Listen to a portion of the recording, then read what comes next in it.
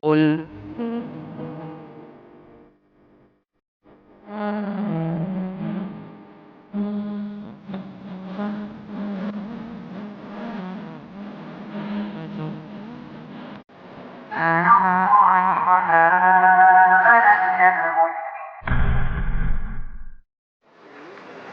Bismillahirrahmanirrahim.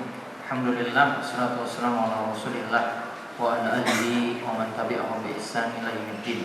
Allahumma inna nas'aluka ilman nafi'a wa rizqan thayyiba wa amalan mutaqabbala. Sekarang kita lihat pembahasan manhajus salikin. Masih kitab Thaharah bab nawaqidul wudu, pembatal wudu. Sekarang kita lihat pembahasan terakhir dari pembatal wudu yang ada. Pembatal wudu, menyentuh kemaluan, memandikan jenazah. Syekh Abdurrahman bin Nasir As-Sa'di rahimahullah berkata, di antara pembatal wudu adalah menyentuh kemaluan, memandikan jenazah, murtad, bahkan yang membatalkan amalan seluruhnya. Dalil pembatal wudu adalah firman Allah Azza wa Jalla, "Au jaa'a ahadun minkum minal ghaiti aw lamastumun nisa", yang artinya atau kembali dari tempat buang air atau kabus atau menyentuh perempuan. Surat Al-Maidah ayat 6. Dan ketika Nabi SAW ditanya mengenai wudu karena makan daging unta, jawab beliau, ia diperintahkan berwudu. Hadis riwayat Muslim. Ketika mengatakan mengusap khuf, akan tetapi karena buang air besar, kencing dan tidur. Hadis riwayat An-Nasa'i, Tirmidzi, dan ia mensahihkannya. Baik. Jadi di sini Syekh Sa'di itu mengatakan ada 8 berarti pembatal wudu sampai pada murtad tadi. Yang ke-6 itu menyentuh kemaluan. Yang ke-7 mandikan jenazah. Yang ke-8 itu murtad. Kalau kita urutkan dari yang kemarin kita bahas, yang pertama al-khariju minas sabilain mutlaqan, yaitu segala sesuatu yang keluar dari dua jalan secara mutlak. Baik kencing yang keluar, kotoran manusia yang keluar, atau ada darah yang keluar dari dua jalan, dua jalur, maka wudunya batal. Sampai juga kalau dibahas berdasarkan kaidah ini, berarti keputihan juga membatalkan wudu. Ya, keputihan juga pada wanita juga membatalkan wudu karena memakai kaidah tadi. Kemudian yang kedua, wadamul katsir wa nahwuhu. Darah yang sifatnya itu banyak dan semacam dengan darah, ada situ nanah dan semacam itu. Itu juga membatalkan wudu. Kemudian yang ketiga, wazawalul akli bi naumin aw ghairihi. Hilang akal atau semacamnya, seperti orang itu pingsan, atau mungkin ada yang hilang akal karena mabuk atau karena bius, maka wudunya batal. Kemudian yang keempat, wa aklu lahmil jazur, makan daging unta. Nanti ada satu dalil yang disebutkan di akhir, ini juga disebutkan oleh Syekh As-Sa'di juga sebagai pembatal wudu. Yang kelima, wa massul mar'ati bisyahwatin, menyentuh wanita dengan syahwat. Menyentuh wanita dengan syahwat. Kemarin kita sebutkan ada 3 pendapat dalam hal ini. Ada yang mengatakan batal secara mutlak seperti dalam mazhab Syafi'i. Kemudian yang kedua, ada yang menyebutkan tidak batal sama sekali. Kemudian yang ketiga, pendapat pertengahan, yaitu yang mengatakan batal jika dengan syahwat. Kalau pendapat pertama yang menyatakan batal tadi, dalilnya yang disebutkan oleh Syekh As-Sa'di tadi di akhir, yaitu surat Al-Maidah ayat 6. Au jaa ahadun minkum minal ghaiti aw lamastumun nisa. Ini tentang penafsiran ayat lamastumun nisa, atau menyentuh perempuan. Ditafsirkan oleh Ibnu Umar dan juga Ibnu Mas'ud, yang dimaksudkan dengan lamastumun nisa itu adalah dunal jima, yaitu di bawah jima, maksudnya sekedar menyentuh, bersentuhan, maka wudunya batal. Namun Ibnu Abbas yang lebih pakar dalam masalah penafsiran hal ini mengatakan yang dimaksudkan dengan aula mastumun nisa, yang dimaksudkan di sini adalah jima. Jadi baru batal ketika melakukan jima. Kemarin sudah kita simpulkan pendapat ini, ditambah lagi dengan praktek Nabi SAW ketika sholat malam Nabi SAW itu disentuh kakinya oleh Aisyah radhiyallahu anha. Maka Nabi SAW tetap melanjutkan sholatnya, menunjukkan bahwa bersentuhan lawan jenis tidak membatalkan wudu. Ya. Kemudian kalau ada pendapat yang menyatakan batal, maka kemarin ada 5 syarat. Seperti yang disebutkan dalam matan Safinatin Najah, 5 syarat bersentuhan dengan lawan jenis membatalkan wudu. Masih ingat? Pertama, apa yang bersentuhan? Kulit dengan kulit. Yang kedua, dengan lawan jenis. Laki-laki dengan laki-laki tidak, perempuan dengan perempuan tidak. Yang ketiga, sama-sama dewasa. Kalau ada anak kecil tidak. Yang keempat, yang punya hubungan bukan mahram. Yang kelima, tanpa ada pembatas. Jadi tidak ada kain di sini, maka bersentuhan langsung kulit dengan kulit, wudunya itu batal. Dan kesimpulannya tadi, yang lebih tepat dalam masalah ini karena mengingat hadis-hadis yang menyebutkan banyak ditambah dengan tafsiran surat Al-Maidah ayat 6 tadi tentang la maskumun nisa. Kesimpulannya yang membatalkan kalau jima, kalau bersentuhan biasa tidak membatalkan wudu. Kemudian yang membatalkan wudu lagi yang keenam, ini yang kita bahas. Wa massul farji, menyentuh kemaluan. Kemudian yang ketujuh, taksilul mayyit, yaitu wudu batal karena ada yang memandikan jenazah. Dia memandikan jenazah, wudunya batal kalau punya wudu sebelumnya. Kemudian yang kedelapan, riddah, murtad. Murtad yaitu keluar dari Islam, dan ini membatalkan bukan hanya wudu saja, namun semua amalan batal. Wudunya batal dan segala amalan itu jadi batal. Nah, dalil yang terakhir itu yang disebutkan, dan dalil ini sudah kita bahas pada pertemuan sebelumnya juga. Sekarang kita lihat menyentuh kemaluan. Apakah membatalkan wudu? Menyentuh kemaluan apakah membatalkan wudu? Pendapat pertama menyebutkan bahwa menyentuh kemaluan membatalkan wudu. Pendapat ini adalah pendapat mazhab Imam Malik, Imam Syafi'i, pendapat beliau yang masyhur. Imam Ahmad, Ibn Hazm, dan diriwayatkan pula dari banyak sahabat. Kalau dikatakan pendapat Imam Syafi'i yang masyhur, berarti ada yang dalam mazhab Syafi'i itu yang berbeda dalam hal ini. Terus di antara dalil dari pendapat ini adalah hadis dari Busrah bin Sofban. Nabi SAW bersabda, "Man massa dzakarahu falyatawadda." Barang siapa yang menyentuh kemaluannya, hendaklah dia berwudu. Nah, dalilnya tegas sekali mengatakan man massa dzakarahu falyatawadda. Siapa yang menyentuh kemaluannya, maka hendaklah ia berwudu. Apa yang dimaksud di sini menyentuh kemaluan? Menyentuhnya langsung. Kalau ada kain pembatas tidak batal. Yang dimaksudkan di sini adalah menyentuh langsung. Kalau ada kain pembatas tidak batal. Ini yang dimaksudkan dengan dalil yang pertama. Hadisnya di sini riwayat oleh Tirmizi, Ibnu Majah, Abu Daud, dan hadisnya sahih. Terus pendapat kedua. Pendapat kedua menyebutkan bahwa menyentuh kemaluan tidak membatalkan wudu sama sekali. Di antara dalil dari pendapat ini adalah hadis dari Talq bin Ali, di mana ada seorang yang mendatangi Rasulullah SAW lalu bertanya, "Masistu dzakari, awir rajulu yamassu dzakarahu fi sholati 'alaihi wudu?" Qal, "La, innama huwa minka." Aku pernah menyentuh kemaluanku, atau seseorang ada pula yang menyentuh kemaluannya ketika sholat. Apakah ia diharuskan untuk wudu? Nabi SAW menjawab, "Kemaluanmu itu adalah bagian darimu." Baik, hadis ini riwayat oleh Imam Ahmad, hadisnya Hasan. Dia cerita ini entah dirinya atau orang lain. Dia mesti ragu-ragu juga ya. Entah saya nyentuh kemaluan saya sendiri dalam sholat, dan entah itu orang lain ada yang menyentuh kemaluannya dalam sholat. Intinya dia ingin menanyakan seperti apakah sholatnya batal. Kemudian Nabi SAW mengatakan, "Innama huwa minka."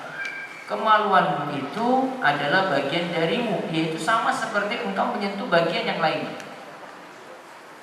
Dalam riwayat yang lain lagi lebih tegas lagi. Dalam riwayat lain di bawah. Dalam riwayat lain disebutkan bahwa ada seseorang yang mendatangi Rasulullah SAW. Lantas dia bertanya, "Ya Rasulullah, ma tara fi rajulin massa dzakarahu fi sholati?" Qala, "Wa hal huwa illa mudghatun minka aw bad'atun minka?" Wahai Rasulullah, apa pendapatmu mengenai seseorang yang menyentuh kemaluannya ketika sholat? Beliau bersabda, bukankah kemaluan tersebut hanya sekerat daging darimu atau bagian daging darimu? Nah, dikatakan bukankah itu sama seperti sekerat daging darimu atau bagian darimu, menunjukkan bahwasanya hadis yang kedua ini jadi dalil menyentuh kemaluan tidak membatalkan wudhu. Berarti dari dua dalil ini kontradiktif. Dalil yang pertama mengatakan siapa yang menyentuh kemaluannya hendaklah dia berwudhu. Hadis yang kedua katakan tidak batal. Mana yang dilakukan dalam hal ini? Kalau hadisnya dua-duanya bisa diterima, ya, ini akan lebih sulit dibandingkan salah satunya itu dhaif. Kalau salah satunya itu dhaif, selesai. Satu berarti kalah. Namun yang tadi kita simpulkan, hadis dari Busra binti Sofwan itu sahih. Kemudian hadis dari yang kedua dari Talib bin Ali hasan, sama-sama bisa diterima. Sebagian ulama itu menjamak atau mengkompromikan dengan cara lihat mana hadis yang berbicara terlebih dahulu. Namun ada yang lebih tepat dalam masalah ini, kita kompromikan dua dalil ini kita pakai. Karena kalau kita langsung bahas nilik dari mana yang lebih dulu dari yang lainnya, artinya menjamak, mengkompromikan, namun lihat mana yang lebih dulu sehingga yang lainnya jadi kita tidak amalkan. Mending ketika itu kita amalkan dua-duanya tanpa membuang salah satunya. Kalau kita amalkan dua-duanya, berarti dua hadis tadi kita terima. Namun kalau kita itu memilih nanti ada yang lebih dulu, ada yang belakangan, berarti kita hapus salah satu. Jadi ada yang memilih dengan istilah nasakh wal mansukh. Ada yang menghapus dan ada yang dihapus. Kalau ini konsekuensinya berarti satu gugur, satu hilang. Namun kalau kita tidak memakai metode itu, kita memilih mengkompromikan saja, kita terima dua-duanya, maka berarti dua dalil ini kita pakai sekaligus. Ya, berarti dua dalil itu kita pakai sekaligus, tidak nolak salah satu. Kira-kira dari dua metode ini, mana yang lebih kita manfaatkan semua? Amalkan dua-duanya atau milih salah satu? Amalkan dua-duanya. Amalkan dua-duanya berarti dua dalil ini kita pakai. Ini yang lebih memungkinkan sekali untuk menyikapi masalah ini. Maka ada kesimpulan yang selanjutnya, ada yang pendapat yang ketiga. Ada juga pendapat pertengahan dalam hal ini karena mengkompromikan dua dalil di atas, yaitu menyentuh kemaluan tidak membatalkan wudhu, hanya disunahkan untuk berwudhu. Inilah pendapat Syekhul Islam Ibnu Taimiyah rahimahullah sebagaimana dalam Al-Majmu'ah Al-Fatawa. Baik, Ibnu Taimiyah simpulkan beliau itu memakai dua dalilnya sekaligus. Berarti dalil yang tadi mengatakan membatalkan wudhu terus diperintahkan untuk berwudhu, maksudnya adalah disunahkan untuk berwudhu. Sedangkan dalil yang mengatakan ya tidak perlu berwudhu, maka ada saran yang lebih baik, baiknya tetap berwudhu. Intinya tidak membatalkan wudhu, namun cuma disunahkan saja. Disunahkan berarti tidak wajib. Tidak membatalkan wudhu, namun disunahkan saja untuk berwudhu. Intinya kalau mau cari amannya, kalau sudah menyentuh kemaluan, maka baiknya tetap berwudhu saja. Ini yang paling aman, terlepas dari perselisihan pendapat. Ya, terlepas dari perselisihan pendapat tadi, kita pilih yang paling aman seperti ini. Sama seperti kita menyikapi masalah-masalah yang lainnya lagi. Saya milih yang paling mudah, yang paling gampang, yang paling gampang atau yang keras ya. Milih. Kalau kita bisa kompromikan dalil, artinya kita bisa milih mana yang dalil yang lebih kuat, ya pilih dalil yang lebih kuat. Namun kalau ketika kita sudah bingung jalan pertengahannya ini apa, ya sudah, saya milih jalan tengah. Artinya tidak sampai terjerumus pada salah satunya. Jadi intinya di sini kalau menyentuh kemaluan baiknya tetap berwudu saja. Namun hal itu tidak sampai wajib sebagaimana pendapat dari Syekhul Islam Ibnu Taimiyah ketika mengkompromikan dua dalil yang disebutkan tadi. Nah, berarti pembahasan menyentuh kemaluan selesai. Sekarang memandikan jenazah. Apakah orang yang memandikan itu diperintahkan untuk wudu lagi atau wudunya itu batal? Memandikan jenazah apakah membatalkan wudu? Memang ada riwayat dari Ibnu Umar dan Ibnu Abbas di mana keduanya memerintahkan untuk berwudu bagi yang memandikan jenazah. Perkataan Ibnu Umar dikeluarkan oleh Abdul Razak, sedangkan perkataan Ibnu Abbas tidak tahu siapa yang mengeluarkannya. Nah, ini dijelaskan oleh dalam Syarah Manhajus Salikin karya Dr. Sulaiman bin Abdillah Al-Qusayr. Beliau katakan seperti itu. Ada riwayat yang menyebutkan memerintahkan siapa sih yang memandikan jenazah, maka hendaklah dia mandi. Di sini hendaklah dia itu berwudu bagi yang memandikan jenazah. Ini perkataan Ibnu Umar dan juga perkataan dari Ibnu Abbas. Kalau Ibnu Umar ada riwayatnya dari Abdul Razak, namun kata Dr. Sulaiman tadi, kalau hadis dari Ibnu Abbas, wallahu alam, tidak diketahui diriwayatkan oleh siapa. Terus ada hadis. Ada hadis dari Abu Hurairah radhiyallahu anhu, Rasulullah sallallahu alaihi wasallam bersabda, "Man wassala al-mayyita falyagtasil wa man hamalahu falyatawadda." Siapa yang memandikan jenazah, maka hendaklah ia mandi. Siapa yang memikul jenazah, hendaklah ia berwudu. Siapa yang mandikan jenazah, maka hendaklah ia mandi. Dia tadi memandikan, ya. Ini intinya kalau memandikan nanti ada aturan sendiri.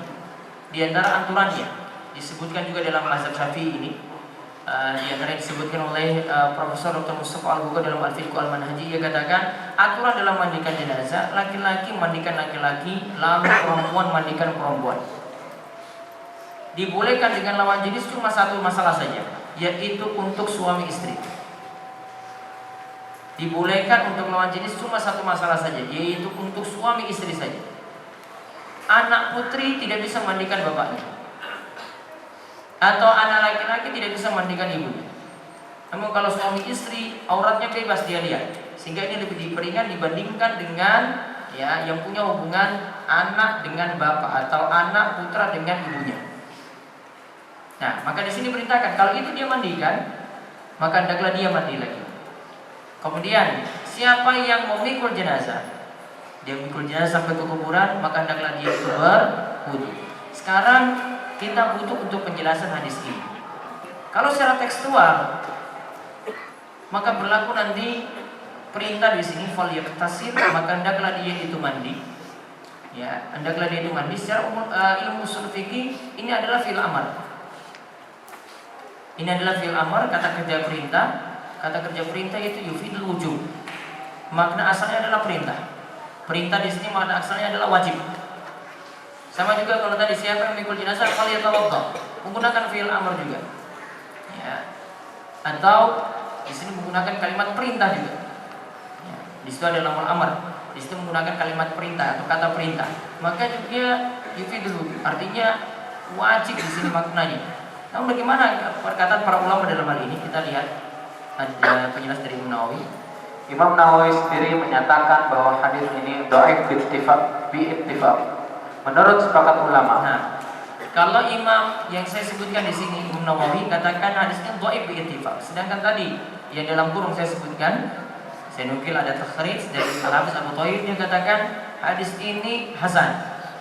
Sebab asalnya apa? Karena punya syawahid, itu punya penguat. Penguat ini kalau dikumpulkan, walaupun ini dhaif dikumpulkan itu banyak, maka derajatnya itu bisa naik. Maka derajatnya itu bisa naik. Kemudian Imam Nawawi perkataannya berbeda. Dia katakan hadis ini dhaif bil ittifaq. Dhaif sepakat ulama. Berarti selesai pembahasannya. Kalau sudah dikatakan dhaif, berarti hadis ini tidak berlaku. Namun lihat bagaimana dikatakan oleh Imam Nawawi selanjutnya. Imam Nawawi rahimahullah menyatakan bahwa tidak wajib mandi bagi yang memandikan jenazah. Yang ada cuma disunahkan saja. Lalu Imam Al-Khattabi juga menyatakan tidak wajib. Bahkan ia mengklaim bahwa ia tidak mengetahui ada ulama yang menyatakan wajib untuk mandi setelah memandikan jenazah. Bahkan Imam Al-Khattabi itu katakan, saya tidak ketahui kalau ada ulama yang mengatakan itu wajib. Berarti dari perkataan Imam Al-Khattabi di sini kita dapat ambil kesimpulan bisa jadi ini adalah ijma. Bisa jadi ini adalah ijma atau kata sepakat. Yang maksudnya itu adalah untuk orang yang memandikan jenazah tidak sampai hukumnya wajib bagi dirinya untuk mandi pula. Namun apa yang dikatakan oleh Imam Nawawi tadi apa hukumnya kalau gitu? Sunnah saja, tidak sampai wajib. Misalnya kalau ada yang mengurus, ada kelompok laki-laki yang mengurus itu, maka semuanya cuma diperintahkan disunahkan saja untuk mandi. Tidak mandi tidak masalah jadi. Terus Adapun Imam Ahmad dan Ishaq menyatakan wajib berwudu. nah, bagi yang mandikan jenazah wajib berwudu. Maka Imam Syafi'i tadi itu mengambil pendapat salah satu dari pendapat Imam Ahmad yang mengatakan bahwasanya wajib berwudu bagi orang yang memandikan jenazah. Kalau wajib berwudu berarti wudunya batal. Namun ada pendapat Imam Ahmad yang lainnya yang tidak mengatakan seperti itu. Jadi kesimpulannya untuk pembahasan yang kedua, memandikan jenazah apakah membatalkan wudu? Jawabannya tidak. Namun disunahkan untuk berwudu saja. Kalau mau mandi disunahkan juga untuk bermandi, namun tidak wajib untuk wudu dan mandi tadi. Dan ini pendapat jumhur atau kebanyakan para ulama. Wallahu a'lam. Yang terakhir, murtad itu jadi pembatal yang ke-8 dan ini sekaligus membatalkan amalan. Dia dalilnya Murtad membatalkan amal. Dalilnya adalah firman Allah Subhanahu wa taala, "Wa man yakfur bil iman faqad habita amaluh." Barang siapa yang kafir sesudah beriman, maka hapuslah amalannya. Surat Al-Maidah ayat 5. Baik. Wa may yakfur bil iman faqad habita amaluhu. Siapa yang kafir setelah sebelumnya dia itu beriman, faqad habita amaluhu, maka hapuslah amal-amalnya. Amal di sini yufidul umum. Maknanya umum, yaitu semua amal. Alasannya apa? Ini menunjukkan makna umum dikarenakan ini adalah isim mufrad diidhofahkan kepada kata yang lainnya. Di dalam kaidah usul fikih disebutkan bahwasanya ini punya makna umum. Jadi siapa sih yang kafir, yang murtad, maka amal-amalnya jadi batal seluruhnya, tidak manfaat lagi. Kalau murtad saja menghapuskan seluruh amalan, maka otomatis juga menghapuskan wudu tadi. Wudunya juga berarti jadi batal. Kalau ini menghapuskan amalan yang lainnya, maka otomatis juga wudu jadi batal. Karena ini umum, ya, yufidul umum, menunjukkan makna umum. Maka seluruh amalannya itu batal berdasarkan surat Al-Maidah di tadi. Maka kesimpulannya, yang membatalkan wudu dari pembahasan kita, yang pertama, segala sesuatu yang keluar dari dua jalan secara mutlak. Yang kedua, darah yang banyak. Dan yang semacamnya. Yang ketiga, hilang akal dengan tidur atau semacamnya, seperti ada yang mabuk hilang akal, kemudian ada yang pingsan, juga ada yang dibius. Kemudian yang keempat, makan daging unta. Kemarin disebutkan ada hadis di situ, dan makan daging kambing tidak membatalkan wudu. Kemudian yang kelima, menyentuh wanita dengan syahwat, namun yang tepat di sini menyentuh wanita secara mutlak tidak membatalkan wudu. Kemudian yang keenam, menyentuh kemaluan, ya, yang tepat di sini nantinya tidak membatalkan wudu, namun disunahkan untuk berwudu. Yang ketujuh, memandikan jenazah, namun yang tepat adalah disunahkan saja untuk mandi atau untuk berwudu, tidak sampai wajib. Yang kedelapan, murtad, ini menghapuskan amalan sekaligus juga membatalkan wudu. Baik, kita lanjut ke sesi tanya jawab. Beberapa pertanyaan yang penting kita akan menjawab. Bagaimanakah posisi kedua telapak kaki saat duduk iftirash? Jika duduk menginden, apakah merupakan kesalahan dalam gerakan sholat dan harus diulang? Duduk bagaimana ini? Saya belum paham. Apakah wudu seorang batal apabila menyentuh kulit lawan jenis dengan tidak sengaja dan tidak menimbulkan syahwat sebelumnya? Kesimpulannya apa tadi? Batal atau tidak? Tidak batal. Namun ingat, ini pembahasan yang berbeda dengan hukum menyentuh lawan jenis boleh atau tidak.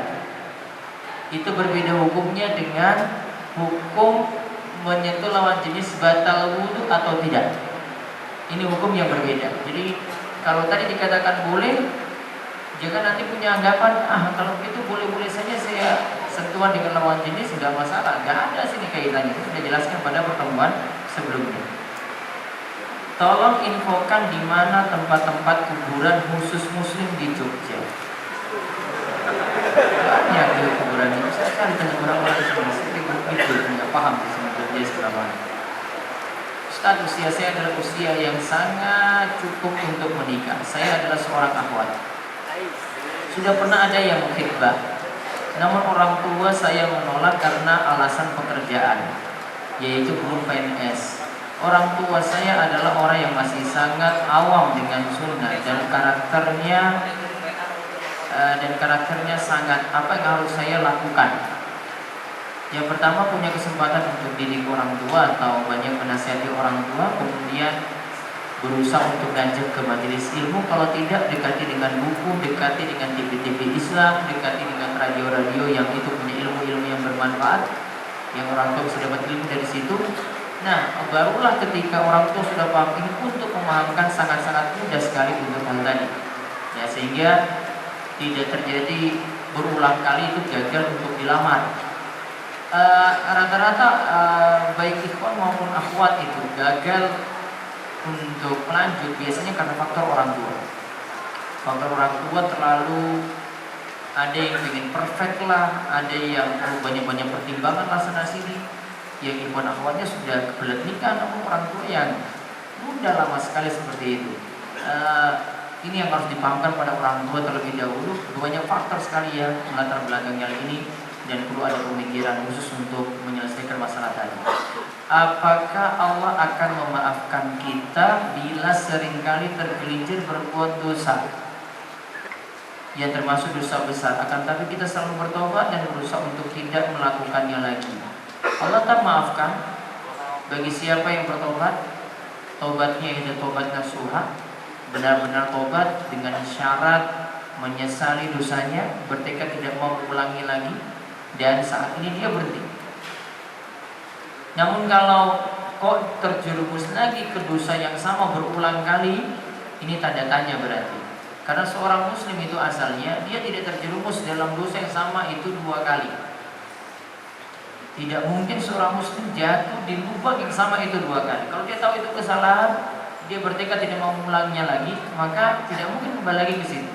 Ya, sehingga perlu ditanyakan ini, kenapa sampai dia mengulangi lagi dosa yang sama itu berikutnya. Boleh jadi tobatnya itu tidak ikhlas, tobatnya itu tidak jujur, tobatnya tidak nasuha. Apakah bila kita seringkali memohon tobat kepada Allah termasuk kaum yang dapat masuk surga tanpa singgah di neraka? Bisa. Ada disebutkan tentang hadis bitaqah. Hadis bitaqah di sini disebutkan dia punya 99 catatan dosa. Satu catatan itu dibentangkan sejauh mata memandang. Kemudian ditanyakan pada orang ini, kamu ingkari enggak ini? Allah ditanyakan padanya, kamu ingkari enggak catatan ini? Tidak ya Allah, saya tidak mengingkarinya. Kamu punya kebaikan yang lainnya atau tidak? Saya yakin saya tidak punya kebaikan yang lain. Namun Allah beritahu pada orang tersebut, kamu punya satu kebaikan, yaitu satu kartu yang disebut dengan kartu bitaqah. Di situ bertuliskan kalimat la ilaha illallah. Lantas ditimbang kalimat la ilaha illallah ini dengan catatan dosanya begitu banyak. Maka ketika itu kartu la ilaha illallah itu mengalahkan catatan dosanya tadi. Maka kalau ditanyakan tadi, kalau sudah bertobat bagaimana? Kalau sudah bertobat apalagi? Ya, dia selesai berarti urusannya. Karena Nabi SAW itu katakan mantaba binatan bila kaman lazam balau, siapa yang bertobat dari dosa seperti tidak pernah berbuat dosa itu sama sekali. Apabila kita seringkali mohon tobat kepada Allah termasuk kaum yang dapat masuk surga, iya. Kalau sudah bertobat, apalagi terhapus. Apalagi tadi yang kita bahas tadi, dia ini tidak bertobat dari dosa tadi. Dosa ini dibawa mati, namun dia tidak berbuat syirik. Jadi intinya bisa selamat dari neraka tadi, selamat masuk surga tanpa hisab, tanpa siksa. Modal paling utama adalah selamat dari kesyirikan terlebih dahulu. Kalau selamat dari kesyirikan sudah, maka untuk dosa-dosa yang lainnya itu bisa terhapuskan dengan kesyirikan yang dia itu tinggalkan. Apa yang maksud dengan mengandung kebenaran? Saya masih belum paham. Adakah usul bagi orang yang tidak memahami kalimat tauhid atau tidak berbuat syirik? Allah alam, ini butuh pembahasan sendiri. Apakah menolak lamaran karena pendidikan yang tidak sekufu termasuk alasan yang syar'i?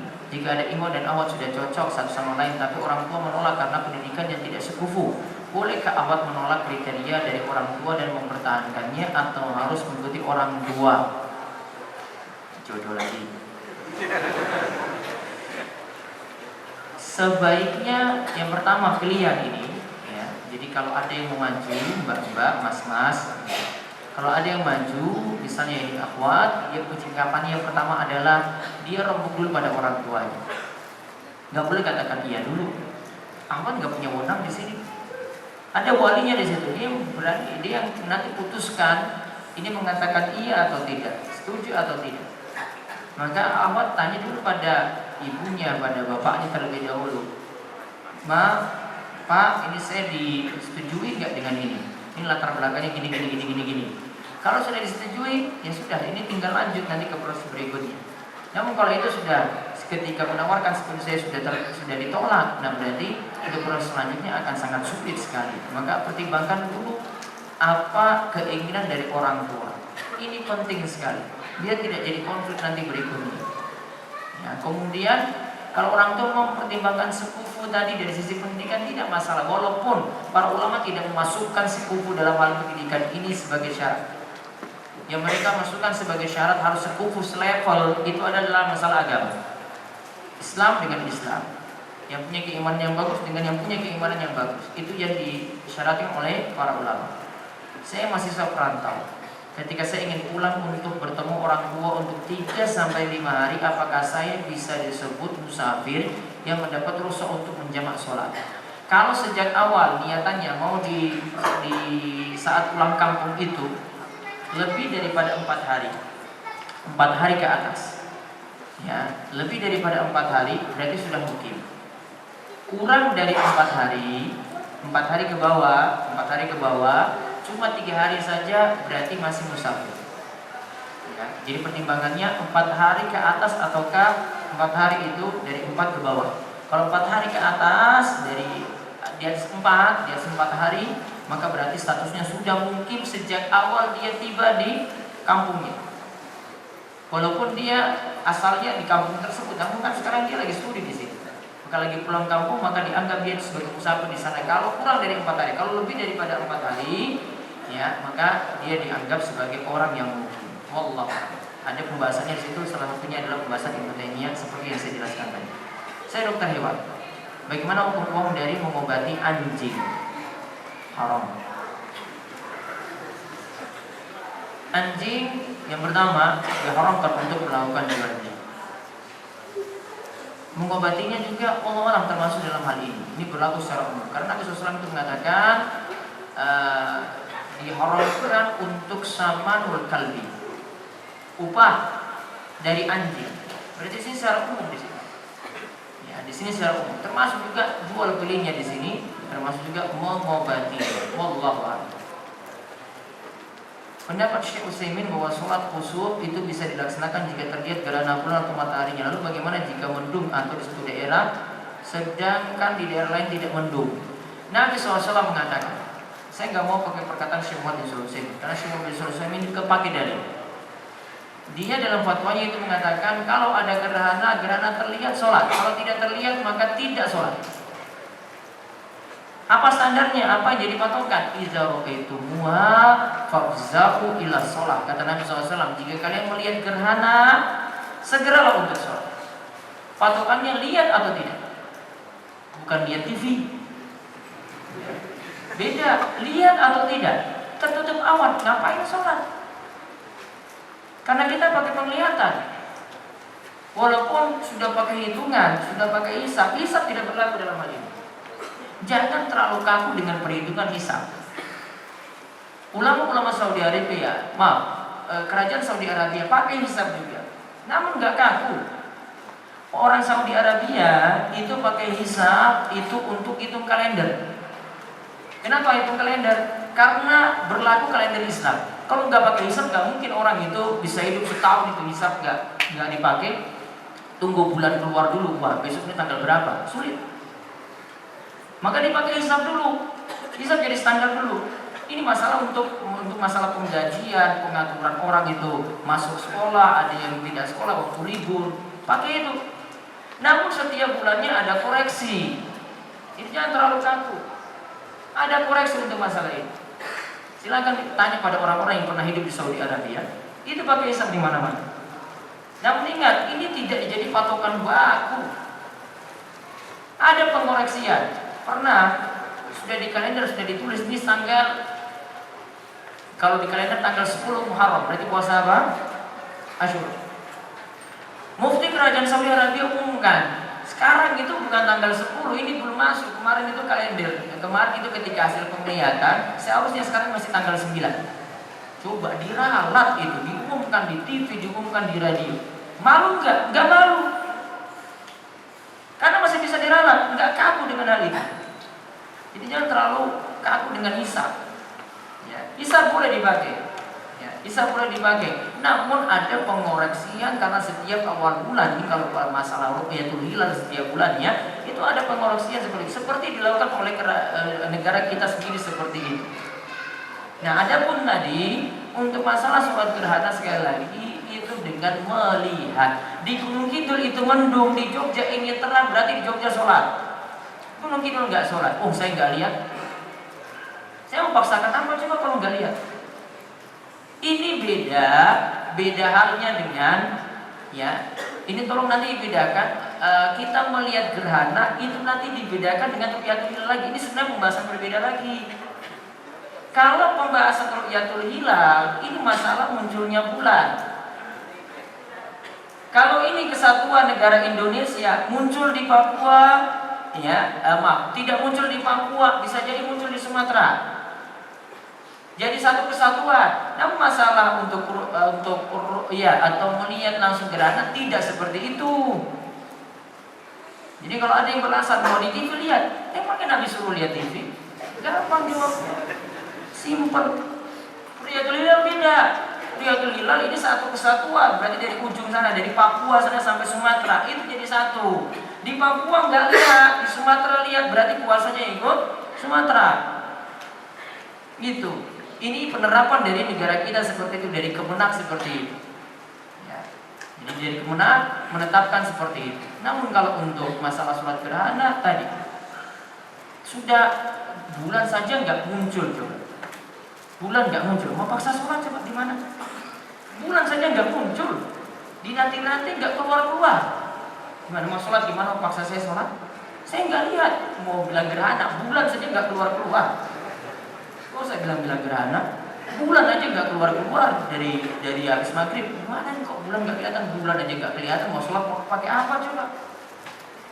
Sholat apa kalau begitu? Kalau mau ini, saya mau pakai alasan apa nih? Saya mau sholat apa sekarang ya kalau begitu?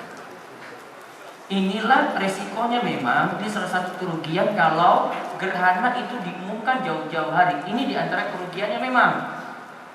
Orang sudah persiapan di masjid mau tunggu gerhana, ternyata gerhana nggak terjadi. Ya resikonya kayak gitu. Resikonya memang harusnya memang nggak perlu dijadikan tidak dijadikan pengumuman publik. Namun masalahnya kita nggak bisa ingkari ini juga. Keliru juga kalau ada sampaikan fatwa. Mohon maaf, ini keliru juga ada menyampaikan fatwa. Ya, bahwasanya ulama ini melarang untuk mengumumkan gerhana. Ini masalahnya bukan diumumkan lagi, di mana-mana sudah diumumkan. Apa menutup mata dari ini? Gak mungkin. Ini sudah berlaku seperti itu. Sudah orang-orang tahu. Tinggal nanti pelaksanaannya. Terlihat gerhana, sholat. Tidak terlihat, ya sudah selesai. Wallahu a'lam. Bagaimana sikap kita bila orang kafir Nasrani yang masih hidup mendoakan kebaikan untuk kerabat muslim yang sudah meninggal? Nasrani yang masih hidup mendoakan kebaikan untuk kerabat muslim yang sudah meninggal. Kalau dia doakan kita, ya diterima saja doanya. Namun Allah apakah tergabul atau tidak, ini urusan Allah. Namun kalau kita mendoakan mereka dan mereka sudah meninggal dunia, tidak boleh, mamnu, terlarang. Apakah batal wudu karena makan bawang atau jengkol dan makanan yang menyebabkan bau mulut? Tidak batal wudu. Namun cuma Nabi SAW melarang saja ketika ada yang bau mulutnya dari bawang, fala taqrabanna masjidana, janganlah dekati masjid kami. Janganlah dekat-dekat ke masjid kami. Tidak di sini disebutkan wudunya batal, tidak ada kalimat semacam itu. Maka untuk setiap bau mulut itu baiknya itu tidak dibawa masuk ke masjid. Ini juga termasuk juga bau badan. Ya, kalau mulut berlaku demikian, bau badan juga demikian. Ya, juga tidak baiknya tidak ada dalam masjid, baiknya dengan wangi seperti itu. Itu yang lebih menenteramkan ketika kita berada. Saya mau tanya, sekarang ini masih banyak yang berpendapat tidak ada bedanya bank syariah dengan bank konvensional, karena bank syariah belum bisa mandiri, masih tetap bermitra dengan bank konvensional. Sama halnya dengan buka seterusnya seperti itu. Bagaimana pendapat Ustadz dan kaidah fikih mana yang Ustadz gunakan? Satu poin saja saya ini untuk membedakan saja. Ini sama ataukah tidak? Sekarang kita nitip uang di bank, nitip uang di bank, kita depositkan atau kita nabung di bank. Itu kita meminjamkan uang atau bank atau kita cuma naruh saya di situ? Kita meminjamkan uang kan pada bank kan, bukan sekedar naruh. Kalau sekedar naruh, sama seperti jenengan taruh sendal di masjid MPD ini, boleh nggak orang pakai? Atau ada penitipan barang situ, boleh nggak sendal kita ada orang pakai situ? Nggak boleh kan? Sekarang uang yang kita titipkan di bank itu dipakai bank nggak?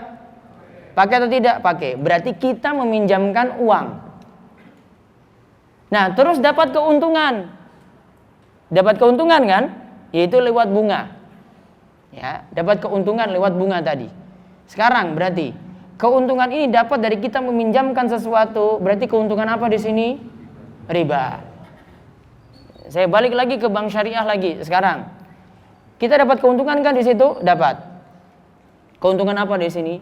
Kalau bilang itu bagi hasil atau dari mudharabah, sekarang tanya balik, usaha saya mana? Usaha saya mana? Saya butuh usaha real. Kalau ini nggak bisa dijawab, oh berarti sama seperti tadi, saya nitipkan uang, kamu kasih saya keuntungan, walaupun kamu sebut bagi hasil. Paham ini? Ya. Maka kalau mau ada salah satu transaksi, ya, ini saya sebutkan nama banknya saja. Di BNI Syariah itu ada salah satu transaksi, itu cuma wadiah saja. Wadiah tidak ada, namanya bagi hasil tidak ada. Nah itu baru aman. Ya, karena saya tanyakan langsung. Saya pengen yang ini Pak, saya nggak mau ada bagi hasil. Ya, dulu ketika saya awal-awal kuliah, saya buka di BNI Syariah, kemudian saya tawarkan ini. Saya minta yang nggak ada bagi hasil Pak. Nah, ditawarkan wadiah tadi, itu baru boleh. Namun kalau yang ada bagi hasilnya, itu tidak boleh dimanfaatkan. Beda. Ya, kalau wadiah cuma kita bayar administrasi saja, tidak ada sama sekali bagi-bagi hasil, itu yang aman. Ada. Nanti silakan tanya ke pihak banknya itu ada seperti itu baru aman. Kalau mau nabung pakai yang itu. Ya, namun kalau ada bagi hasilnya tidak dimanfaatkan. Istilah tidak berlaku di sini. Silakan tanya sampai dewan-dewan pembinanya, sama seperti saya keterangkan tadi, dia jelaskan coba. Ini ada bagi hasilnya atau tidak? Berani nggak mengatakan itu bebas dari riba? Ya, karena saya diskusi langsung dan saya berani memprotes seperti itu. Saya sudah beri masukan. Ini tolong untuk diperbaiki, namun ya masalah prosedural dan lain-lain agak sulit untuk diubah untuk kali itu. Bagaimana cara kita dalam menghadapi akun sosial media yang banyak mengatasnamakan umat Islam, namun seringkali memposting desas-desus, bahkan berisi hujatan sana sini? Nggak usah gabung, unfollow, tinggalkan untuk diskusi-diskusi semacam itu. Capek, rame terus. Apalagi mau dekat 2019. Itu saja. Bagaimana kau hukum zikir dengan zikir berjamaah setelah sholat dipimpin oleh imam? Asalnya zikir sendiri-sendiri. Ini kaidah penting. Sesuatu yang umum di masa Nabi SAW dan itu sudah berlaku, ya, harusnya kita dapat riwayat tentang cerita hal-hal yang sudah umum yang terjadi di masa Nabi SAW. Kalau ini memang berlaku di masa Nabi SAW, harusnya ada cerita Nabi SAW mimpin zikir berjamaah. Hal yang umum enggak? Umum. Karena ini berlaku ba'da sholat. Harusnya hal yang umum ini ada riwayat-riwayat yang menyebutkan Nabi SAW mimpin para sahabat, ayo baca subhanallah 33 kali. Subhanallah, subhanallah, subhanallah, subhanallah.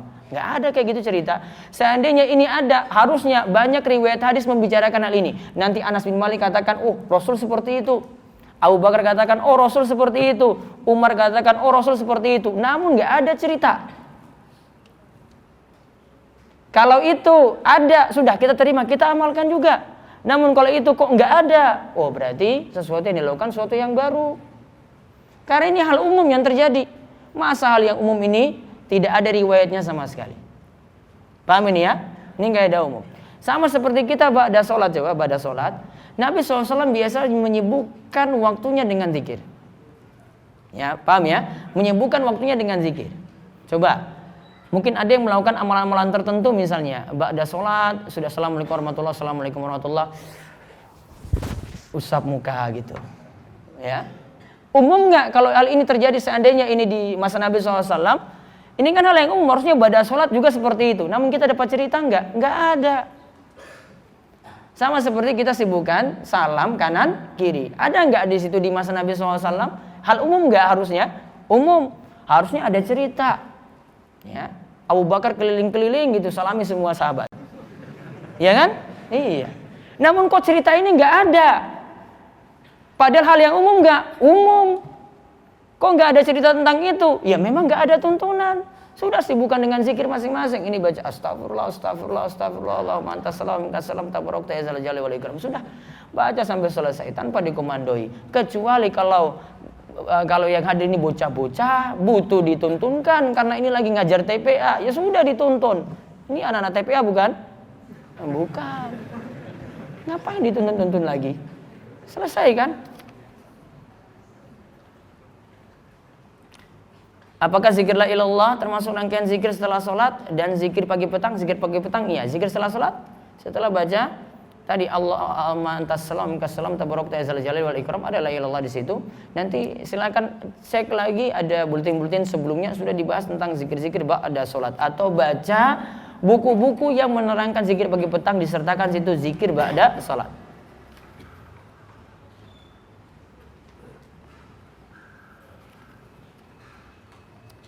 Menjauhi kesyirikan contohnya seperti apa?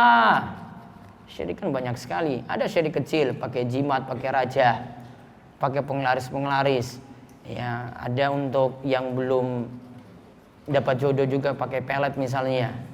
Ya, itu yang masih ringan-ringan. Ada yang besar lagi, tumbal pada selain Allah, sembelian pada selain Allah, nazar pada selain Allah. Dia datang ke suatu tempat petilasan atau kuburan, kemudian diberi syarat di situ.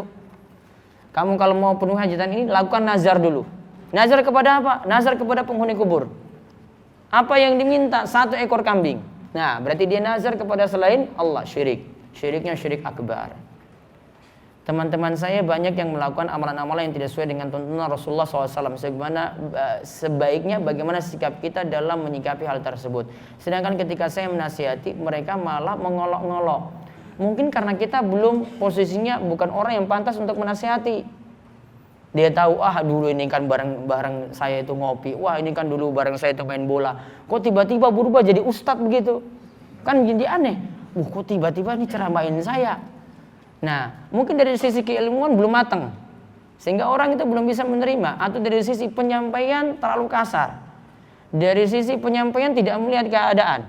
Dari sisi penyampaian ya terlalu memvonis orang. Ya, ini tinggal diperbaiki cara-cara seperti ini.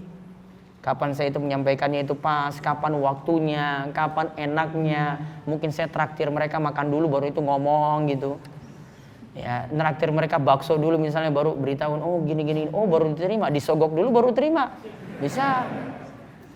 Tergantung orang-orang itu ada triknya sendiri, masing-masing orang beda-beda. Bagaimana menyikapi orang yang mempunyai akidah yang dinisbatkan kepada Abul Hasan Al-Asy'ari, sedangkan akidah merupakan hal yang penting dalam beragama. Menyikapinya yang ada yang mungkin dari sisi akidah super berat, dia condong pada pemahaman Al-Asy'ari. Ya, namun ingat Abul Hasan Al-Asy'ari sebenarnya sudah bertobat ketika akhir hidupnya. Namun masalahnya adalah akidah yang tersebar itu sebelum dia itu bertobat. Intinya menyikapi orang itu berbeda-beda. Ada yang punya pemahaman kuat, kalau dinasihati itu sulit. Ada yang cuma tercampur saja subhat. Nah, ini lebih mudah. Dia mungkin cuma lihat beberapa ceramah di YouTube gitu, kemudian dapat kerancuan. Nah, ini dinasihati lebih mudah dibandingkan orang yang sudah tertanam dari pondok, dari kecil dengan pemahaman seperti itu dan tidak mau menerima pendapat dari yang lain. Ini berat. Namun kalau dia cuma tercampur saja karena sering lihat di Facebook, sering lihat di YouTube. Nah, ini untuk mengarahkan dia lebih mudah. Maka lihat kondisi orang yang dinasihati itu seperti apa. Apakah syarat mutlak seorang mati dalam keadaan Islam adalah mengucapkan la ilallah? Bagaimana kalau dengan kalimat lain seperti Allahu Akbar, Allah? Kalimat tadi cuma disunnahkan saja, tidak wajib. Yang penting keadaan dia meninggal dunia itu baik. Andai dia mengucapkan zikir yang lain, boleh. Namun yang paling utama sebagaimana sabda Nabi SAW, "Man kana akhiru kalamihi la ilaha illallah dakhalal jannah." Siapa yang akhir perkataannya adalah kalimat la ilaha illallah, maka dia akan masuk surga. Apakah jika kita sudah memilih salah satu dari 8 pintu surga, bisakah kita berpindah ke pintu yang lainnya? Tergantung Allah. Ya, kita sudah dapat peluang misalnya pilih 8 pintu, masuk lewat pintu mana saja. Terus mau pindah ke pintu yang lainnya, wallahu alam, Allah putuskan seperti apa. Dari SD saya diajari di sekolah bahwa jika potong kuku mulai dari telunjuk kanan, mulai dari telunjuk kanan, terakhir terus jempol. Lalu untuk kaki dari jempol kanan, potong terus, dan ini berlaku pada hari Jumat. Lalu kukunya dibuang ke tanah atau air. Ingat, ini masalah suatu yang mubah. Asalnya cuma perintah umum saja, potong kuku, lakukan sunnah fitrah.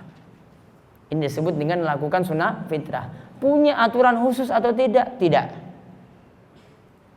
Harinya kapan? Bebas sebenarnya. Namun kalau mau bersih-bersih, mungkin hari Jumat dipilih, karena ketika itu kita laki-laki mau pakai untuk sholat Jumat.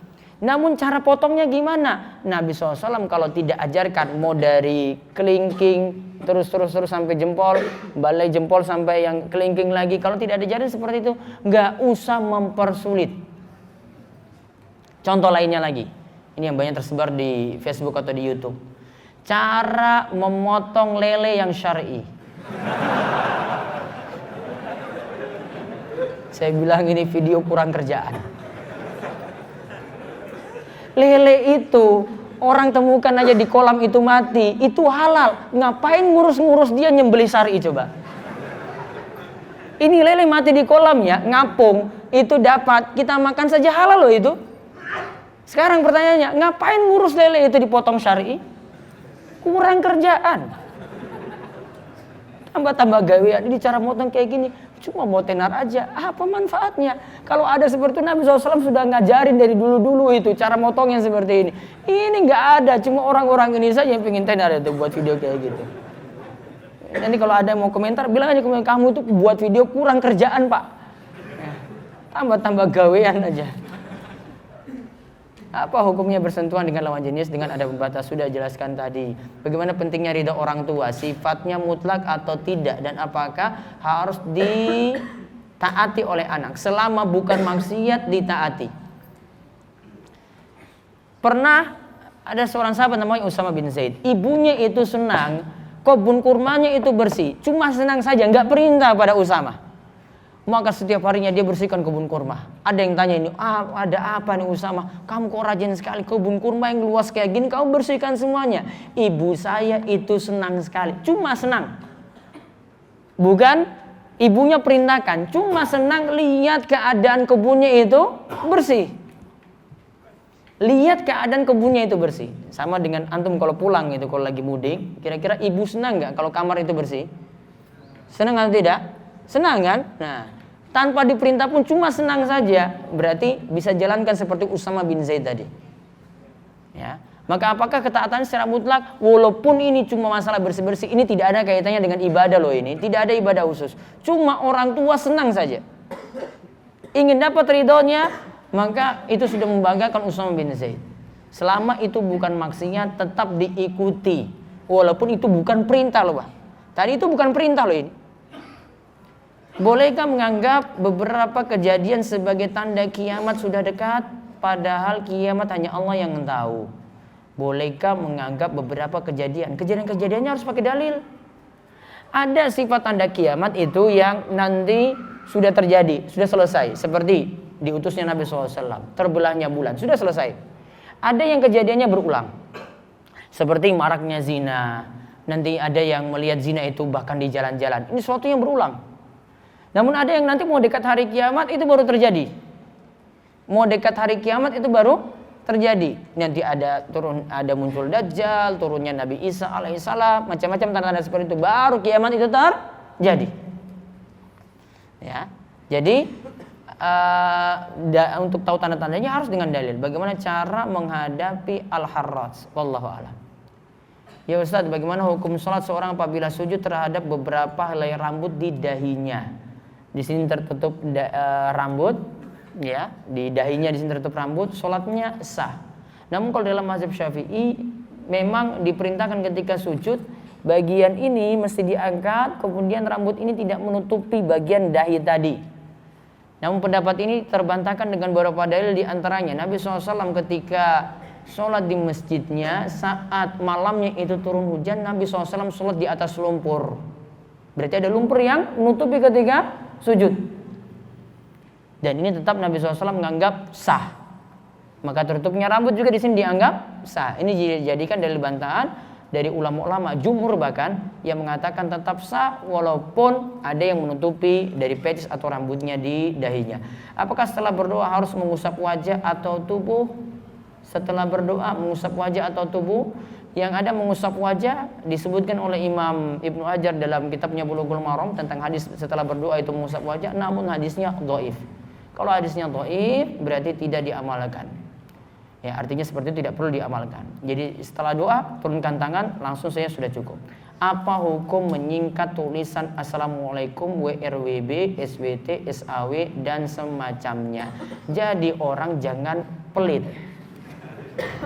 Kalau di dalam HP Android itu bisa ada ketik kita shortcut, ya, bisa buat panjang. Ada kan kita cuma bikin singkat aja kan.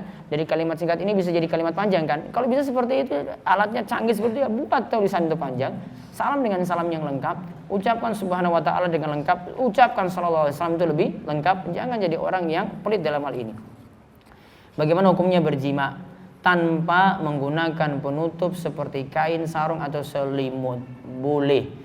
Saya pernah membaca hadis tentang jika berjima janganlah melakukannya tanpa penutup. Hadisnya dhaif. Saya pernah sholat maghrib berjamaah, lalu imam tidak membaca bacaannya dengan keras dan sudah kita ingatkan, ya, tapi tetap tidak atau lupa membacanya. Bagaimana itu hukumnya? Saya pernah sholat maghrib, lalu imam tidak membaca bacaannya dengan keras dan sudah kita ingatkan, tapi tetap tidak atau lupa membacanya. Bagaimanakah itu hukumnya? Baiknya tegur saja imam. Dalam hal ini ucapkan subhanallah. Namun Allah dalil atau fatwa ulama saya perlu mencari untuk kali ini. Apakah perlu ditegur ataukah tidak kalau imam itu lupa menjaharkan untuk sholat jahar tadi. Sebelum Nabi Muhammad SAW, Nabi juga menyembah Allah. Lalu apakah Allah sebelum Nabi Muhammad SAW, Nabi juga menyembah Allah. Lalu apakah Allah sebelum datangnya Nabi? Apakah agama sebelum datangnya Nabi? Maksudnya apa ini? Sebelum Nabi Muhammad SAW, Nabi juga menyembah Allah. Lalu apakah agama sebelum datangnya Nabi? Asalnya kalau agamanya itu masih murni, berarti agamanya itu agama tauhid, bertauhid pada Allah. Cuma nanti syariat setiap Nabi itu yang berbeda. Walaqad ba'atsna fi kulli ummatin rasulan an i'budullaha wastaghfiruh. Dan telah kami utus setiap rasul punya perintah atau punya misi itu apa? Beribadahlah kepada Allah dan jauhilah taghut. Kemudian bagaimana bila saat tasyahud awal terbaca hingga bacaan untuk tasyahud akhir, kemudian mengulangi dari bacaan at-tahiyatul lagi. Kalau bacaan tahiyat awal, kalau dalam mazhab Syafi'i sendiri masih menganggap sampai bacaan sholawat. Kalau bacaan tahiyat akhir sampai sholawat, kemudian sholawat Ibrahimiyah, kemudian lanjut dengan doa. Namun rukunnya cuma sampai sholawat Ibrahimiyah saja. Adapun kalau ditanyakan dia kebablasan sampai sholawat misalnya, boleh. Kalau tahiyat awal tadi. Namun kebablasan sampai doa juga masih dibolehkan pula. Mohon bimbingannya saya untuk dapat perjanjian kerja di Kalimantan Tengah selama 6 bulan. Untuk hal sholat wajib apa diperbolehkan untuk jamak qashar? Sama sholat Jumat apa diganti dengan sholat zuhur? Karena posisi di hutan, di area perhutanan. Kalau dia itu safar, coba nanti ini perlu ditulis ulang kepada saya. Namun kalau sholat Jumatnya, saya jawab dulu sholat Jumatnya. Kalau sholat Jumatnya saat dia di tengah hutan, berarti tidak ada orang mukim. Syarat Jumatan itu syarat untuk mendirikan Jumatan mesti ia menjalankan sholat orang-orang yang mukim di situ. Tidak boleh bukan orang yang mukim, seperti musafir bareng-bareng melaksanakan sholat Jumat. Cuma musafir saja. Ini bukan orang yang menetap di situ. Jadi contoh ini biasanya kalau dulu itu sering dilakukan di kapal laut. Orang yang berada di kapal laut semuanya itu musafir. Nggak ada yang mukim di situ. Ya. Semua itu musafir. Nggak ada yang posisinya seperti di Pogung ini berarti tinggal di kampung Pogung. Nah berarti orang Pogung kan laksanakan sholat Jumatan.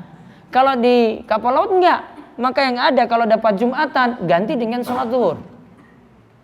Ya. Kalau dia itu musafir berarti sholat zuhurnya jadi 2 rakaat. Namun tidak ada khutbah Jumat ketika itu. Ya, tidak ada khutbah Jumat ketika itu. Sama seperti para pekerja yang ada di offshore. Yang ada di lepas pantai juga dia ganti sholat zuhur dengan sholat Jumat dengan sholat zuhur. Jadi sholat zuhur sebagai gantinya. Nanti silakan cari fatwa ulama di sini. Saya tulis di rumahiswa.com tentang sholat bagi orang-orang yang di kapal atau bagaimana. Saya ada lupa judulnya. Namun seperti itu. Kalau jamaah kosornya nanti lihat kalau dia masih bersafar berarti kosor ada. Kalau jamaahnya kalau sulit mengerjakan di masing-masing waktu maka dia nanti boleh mengerjakan dengan jamaah kosor. Mohon makna dari sunnah karena seperti tidak mencukur jenggot sama memperpanjang celana lebih daripada mata kaki, apakah masuk wajib atau sunnah?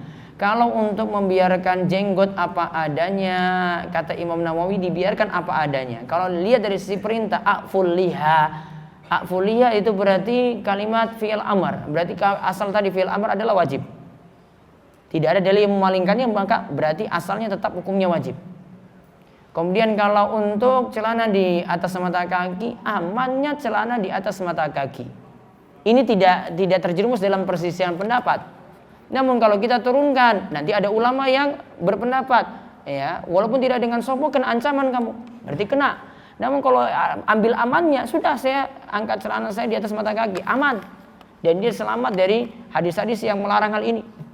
Dan selamat juga dari hadis-hadis ancaman, itu lebih aman. Gak usah pusing-pusing ambil pendapat, wah kalau dengan sombong itu baru terlarang, kalau tidak sombong itu gak masalah. Sudahlah, antum ini juga masih beda pendapat. Mendingan amannya apa? Sudah angkat saja selesai, gak ada yang protes. Ya, gak mungkin dia terjerumus dalam salah satu pendapat ulama di sini yang mengatakan boleh tidak. Namun dia sudah ambil aman di situ. Ya, sebelum saya bahas hadisnya, ambilnya aman seperti itu. Wallahu a'lam. Apakah boleh perempuan bekerja kantoran apabila suaminya ridho? Tempat wanita kalau ditimbang-timbang dengan Al-Quran dan hadis adalah di rumahnya. Waqarna fi buyutikunna wala tabarrusna tabarrujal jahiliyatil ula. Dan hendaklah kalian para wanita tetap di rumahnya. Ya, dan janganlah bertabarus seperti tabarusnya orang jahiliyah. Berarti dari ayat ini saja sudah menunjukkan tempat wanita yang terbaik adalah di rumah. Boleh nggak dia bekerja? Boleh, namun punya syarat-syarat yang perlu dipertimbangkan. Yang pertama, tidak melalaikan kewajiban di rumah. Yang kedua, tidak terjadi ikhtilat ketika di kantor. Yang ketiga, cuma bekerja di tempat yang khusus untuk perempuan saja. 3 syarat ini disebutkan oleh Syekh Shalih Al-Fauzan dalam kitabnya kitab At-Tanbihat fi ahkam takhtas bil mu'minat. Apakah rukun sholat itu gerakannya saja atau juga bacaannya? Insya Allah nanti kita akan sampai kepada pembahasan rukun sholat dari kitab ini.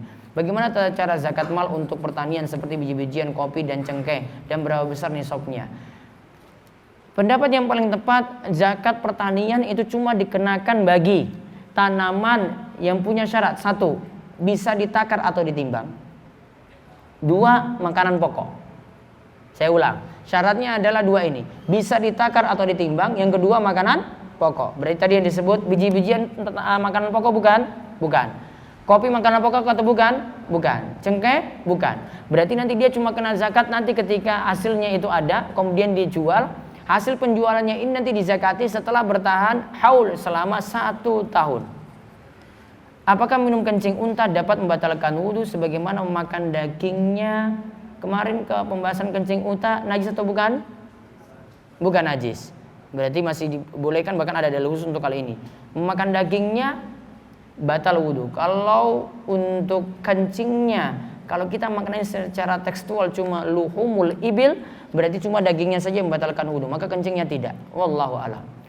Berdosakah membeli dan menjual barang-barang KW? Kalau menjual nggak boleh. Kalau membeli berarti mendukung penjual. Begitu. Ya, selama ini saya masih berpendapat seperti itu. Kecuali kalau KW tadi dia sudah karena KW ada macam-macam maksudnya di sini. Kalau yang dimaksudkan di sini misalnya ini merek sesuatu, kemudian ini dibuat kualitas rendahnya dan ini untuk membajak kualitas yang bagus tadi, ya ini berarti yang KW yang tadi yang kita maksud. Baiknya yang jual ini tidak karena melanggar hak cipta di sini. Kemudian yang membeli juga baiknya tidak karena mendukung. Namun ada kan yang misalnya sepatunya itu A diplesetin namanya.